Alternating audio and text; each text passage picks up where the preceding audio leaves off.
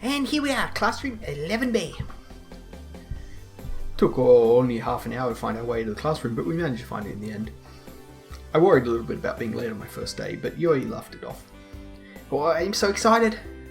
Yeah, I can see that. Hi, everyone.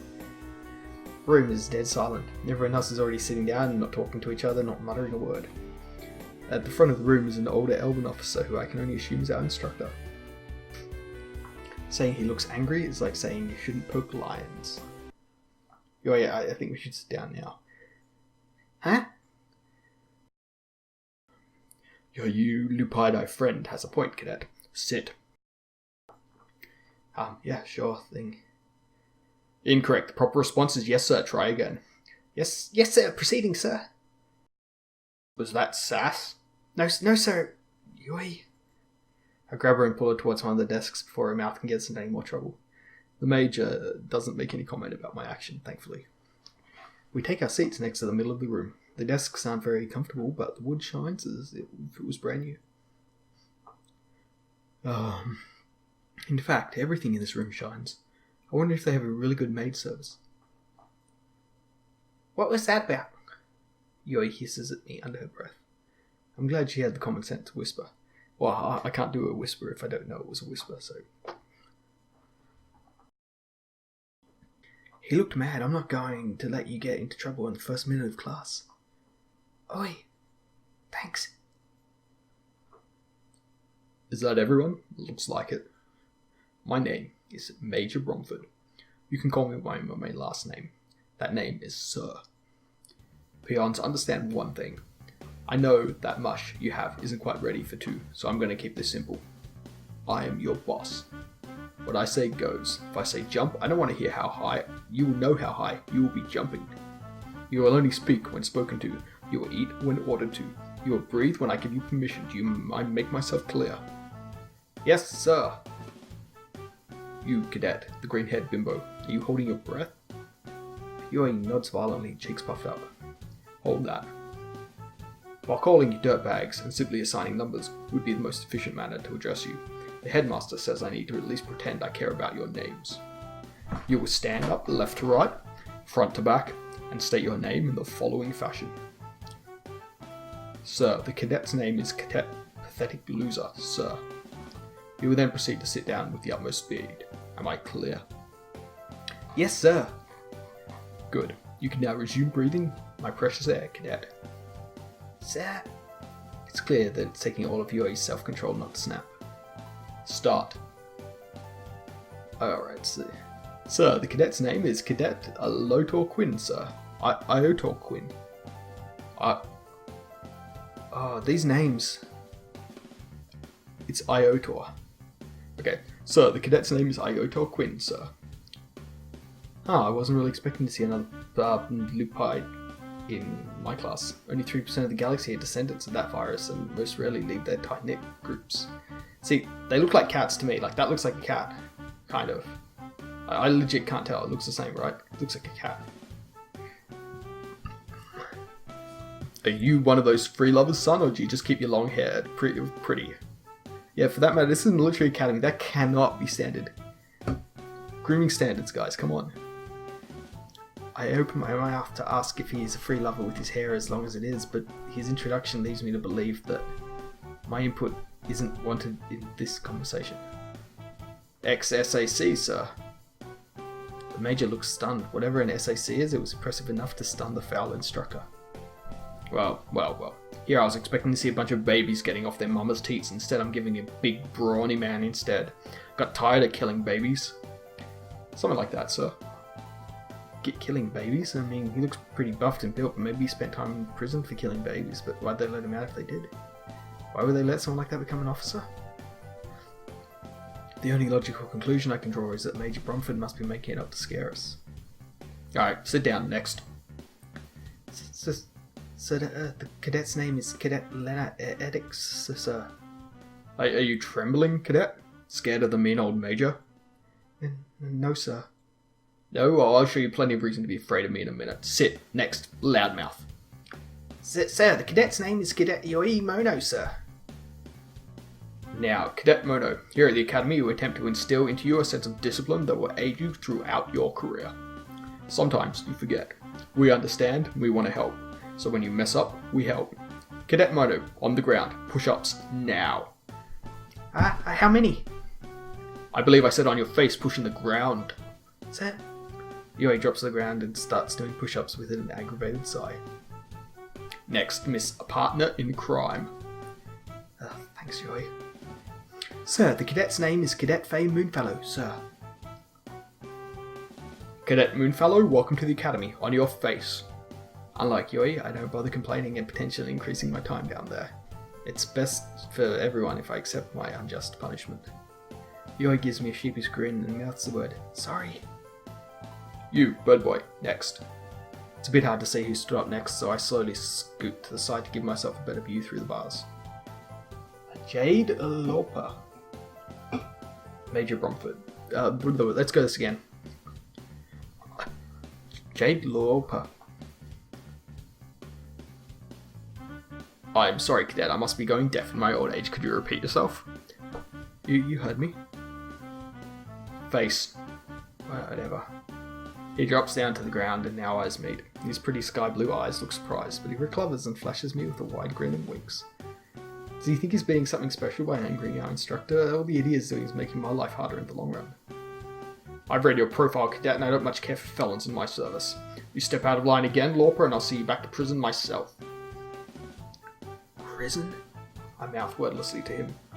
The grin on his face gets wider and he nods very slowly. You want to go out sometime, babe? You, me, scary movie at the theatre this Friday.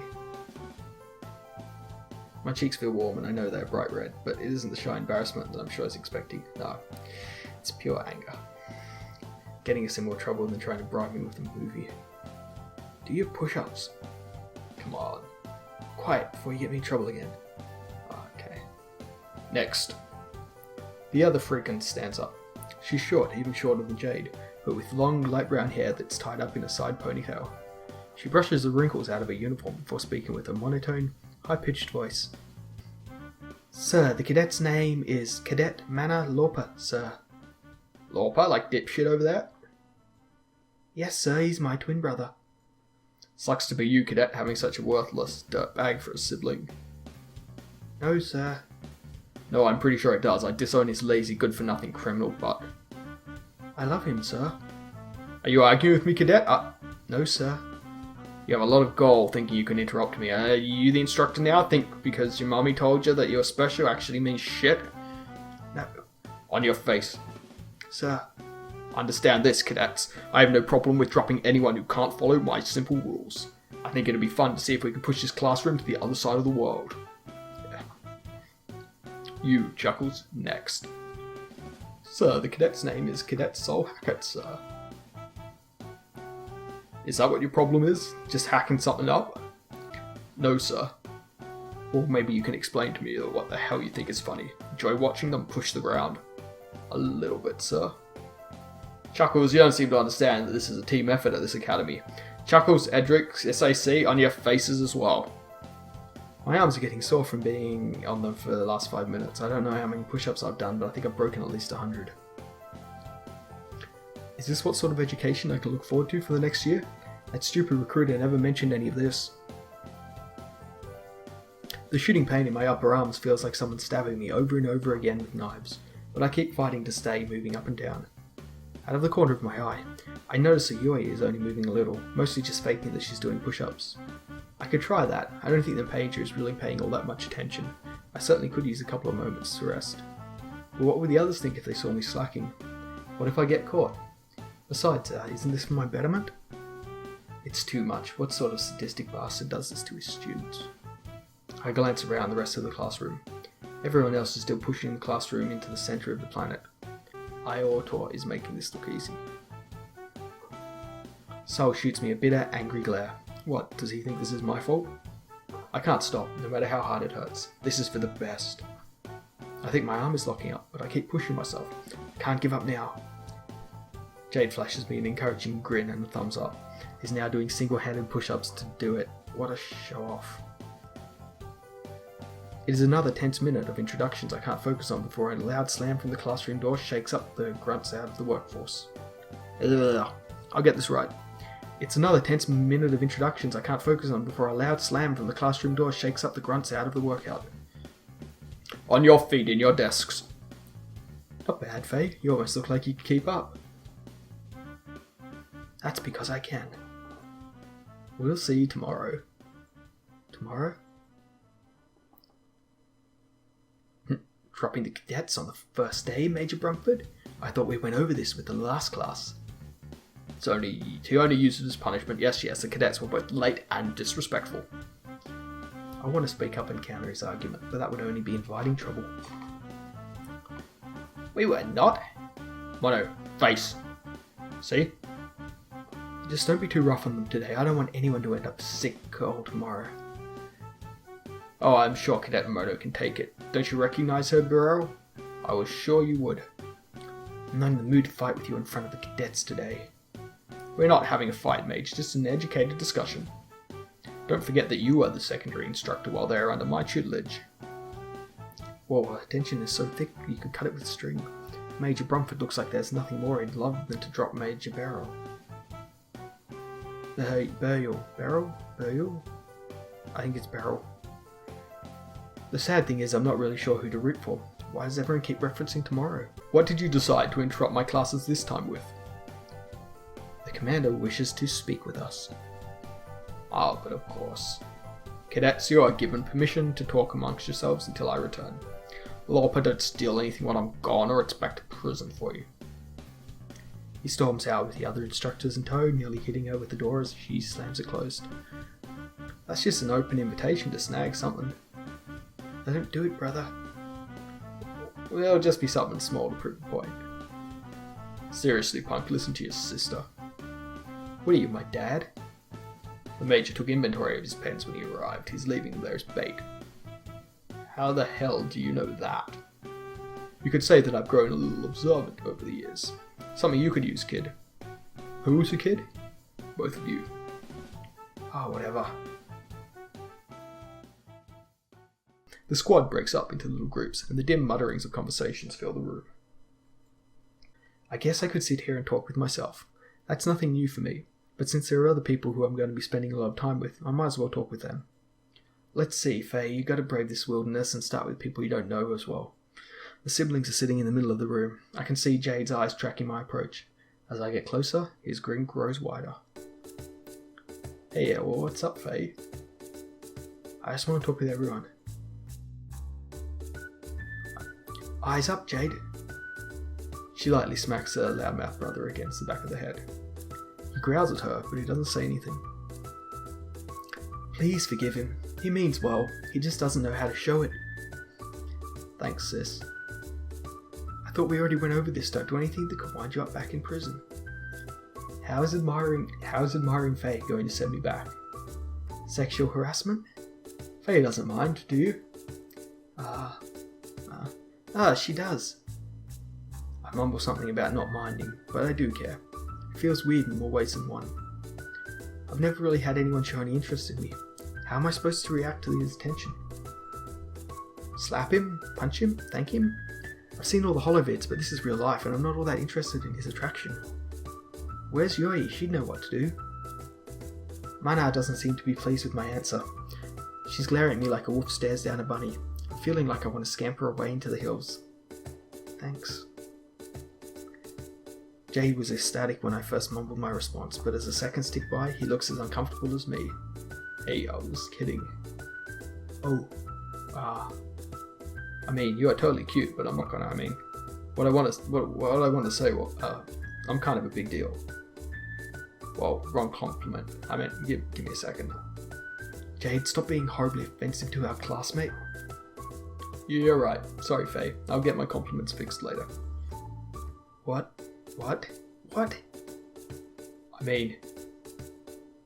Faye, could you excuse us for a few moments? I need to talk to my brother privately. Talk to you later, Faye. Yeah, of course, we're stuck together, right? Stuck together? Yeah. He seems to have recovered from the extremely awkward moment. I don't think I don't think he really expected a reaction out of me. Mana puts me on my nerves. There's something about her dedication to her brother and that fake face that worries me. I'll be honest, I'm not really sure how to do Mana yet. Like, I don't really get her, or how she's supposed to sound. Sometimes you can get an idea of what the characters are. I haven't got much in the way of voices either to use, so... But yeah, I'm not really sure what she's supposed to be. I don't know. We'll see. Jay doesn't seem to be a bad guy. Maybe when I get to know him better, he won't seem like such a wannabe punk. Until then, I might want to keep my distance, for both our sakes. I really don't know what to think about either of those two. They're a pair of weird perverts. Maybe the others will be a little less strange. But what if that sort of rude behaviour is considered normal in mainstream society? What if I'm being the rude one? I hate one culture. I'm starting to wish I was living back in the swamps of Hewlett 5 with the 6-foot rats. I guess I'll go talk with Lena and that jerk who knocked me down next. They seem to be less interested in associating with us, but if we're going to be working with each other, we should form some sort of bond. I'm a bit nervous to talk to this duo. The gaze of loathing from Soul, so as I approached, isn't really helping my nerves. They seem so proper, civilized, and I'm wearing my brand new uniform, but I still feel like a little pup compared to them. Ooh, I'm just as good as them, even if I have a couple of briars in my tail I missed. Hi. Hey, Faye. Moonfellow. The look of relief at my approach is evident on Lena's face. On closer inspection, I noticed some small scars on her face. Soul doesn't seem pleased with me. Those big brown eyes of his are regarding me with contempt. Are you still mad at me because of the push-up, Soul? Get out of here, Mud. I don't want to talk to you. Mud? Did he just call me Mud again? I thought it might be a mistake before, but... Excuse me? Soul, the Major told you to stop calling Lupite that. You heard me. Go home. The Force doesn't want half-breeds like you. I'm going to inform him of what you're saying. No, you're not. You're just here to sit there and splutter. Maybe it's a stunned look on my face or the flush in my cheeks, but Soul starts smiling. He's enjoying tormenting me, this sick racist. You are awful. Shoot, kitty. Lena doesn't say anything as I look her straight into those sad, worried eyes. She keeps shifting in her seat in discomfort, but her mouth remains shut. I hope you fail, Soul. I'd say the same to you, but I already know you will. Go drown yourself. I storm away, not bothering to give him a chance to retort. I don't want the Major's attention anymore. I'll find some other way to let him know what Soul's saying without him knowing. In the corner is the pink-haired girl, and what can I only presume is a flunky from the way he's hanging around her. I'm scared after the meeting the last two duos, but if I'm going to be successful, I need to bridge the gaps. Well, look who it is who finally decided to come out with the cool cats. You standing under an air conditioner or something? Ah, well, what do you want, Woofy? I want to know the name of the person who knocked me down this morning. Soul Hackett. You were talking to him just a moment ago. The other one. I already introduced myself earlier. Weren't you paying attention? No. That's rude. I was too busy doing push-ups. I missed all your introductions. Hey, my name is Hush Blade. Mummy and Daddy are talking. We've already decided this. I'm the hero, you're the sidekick. That means you only give catchphrases or answer when I'm going to answer. Yes, Kika. You're embarrassing me, Blade. It's not cool. First, you're cool. Now you're not. Is someone playing with the temperature in your brain? I resist giggling at my wordplay. Quiet, it's a figure of speech. I don't get it. Because you're a pup, Yuri. I don't expect you to understand things that require more than the brain cell or two of work. My poor ears heard as she proclaims her terrible statements. Why is everyone trying to be boisterous jerks around here? I get that we're all out of our elements, but I'm going to end up going deaf here. Have I mentioned how much I hope you lose your voice for a little bit? I'm going to lose my voice if I keep doing this. Rude and lose me? You're joking. I'm not only the hero of the story, but the one with the IQ of 173. I graduated of Marakaria Institute at the age of 16. I'm one of the most famous astrophysicists of all time. That's why she's a hero, Faye. She's brilliant and heroic. I don't believe you, either of you. Why not? Because your father is a xenobiologist at the Institute. The youngest person to graduate was 19. Sorry? Because my father is a xenobiologist at the Institute. The youngest person to graduate was 19. Eh? That was a complete bluff out of the swamps of Narayara, that was a complete bluff out of the swamps of Narara, but it managed to hit home. I knew she was making things up. Oh, okay, maybe it wasn't completely true, but I'm a daughter of the governor of Duster Station. My father is going to be president of the Earth. A major trade capital that orbits Earth's moon? She's going to be getting more desperate by the moment. If I don't believe you about the Institute, why would I believe you about the royalty status? Because this one is actual fact. So you admit that you're lying about graduating from the Institute? Fine, I'm not, but my father is a governor. But why does that make you brilliant and heroic? You'll see, Faye. Together we'll all be graduates, and when they make Kika squad leader, you'll see how awesome she is. They've already decided? Yeah, but this is fate. Don't worry, I'll get us through all of this. I'm gonna make it back out of this conversation and see what Yuri is doing. Running away already? That's why I'm the hero. Lotar and Yuri have set up in the front corner. Yui. Is it Yui or Yui? I think it's Yui, because Yui's, you've got the U, so. Iotar and Yui have set up in the front corner, closest to the door. Maybe they want a clear view of the outside hallway.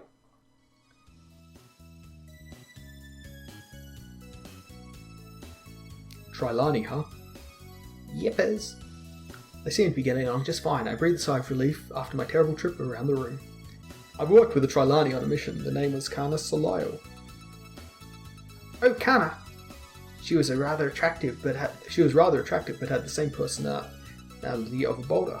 Same ability as stealth, as I seem to recall. Yeah, she's not one of our better rangers. The directorship must have gone for the lowest bidder on that one. You're telling me it's part of the reason I wanted out. Hey, Iota, what's an SAC anyway? Ah, you don't know? Something about babies? My little Faye here grew up on a lot of backwater planets, so that she's heard of your exploits. Iota gives me a charming, warm smile before nodding.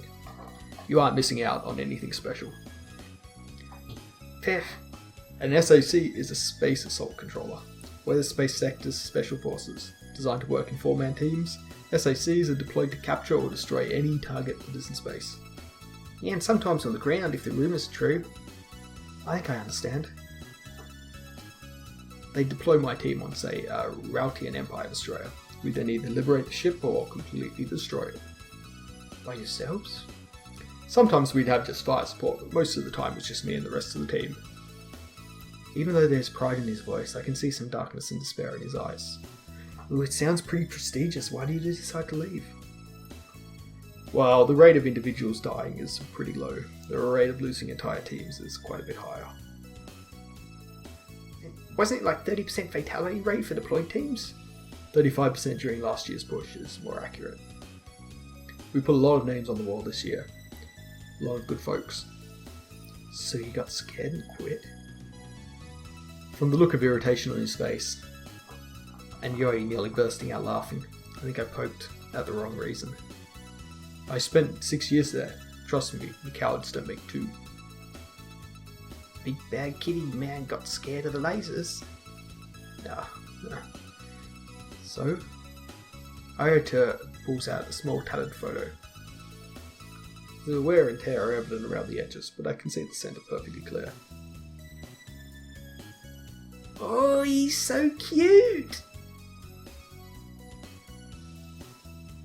Certainly doesn't take after his daddy. His name is Lio. In the photo, Iota is holding a small pup with a Lupidian ears and a bushy brown tail sticking out of it. A son. Iota's son. Daddy wanted to be there in more than a picture and a medal on the mantle. Well, that's my big secret. Do either of you have kids? Nah. No. They change your world. Maybe when you get a little older, you understand what it's like to want to have a family. Not me, I'm going to be young and free for the rest of my life. What about you, my lovely Faye? Yuri's right, I'm still far too young to be considering settling down. Yeah. You say that, but I'm sure you'll see someday. You sound like an old man, I've got a feeling I'm an old man compared to you two. I'm 27. Wow, you don't look it. How old are you? Like I'm saying. 20. She's just inside your range bracket, Io.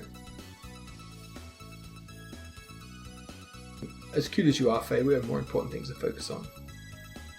I'm not going back, I'm going to pass. Same. We'll all make it together. The real question is if the others will help us or hurt us. We're a team, we'll all suffer if we're against each other. Io tucks his photo back into the small compartment of his datapad case.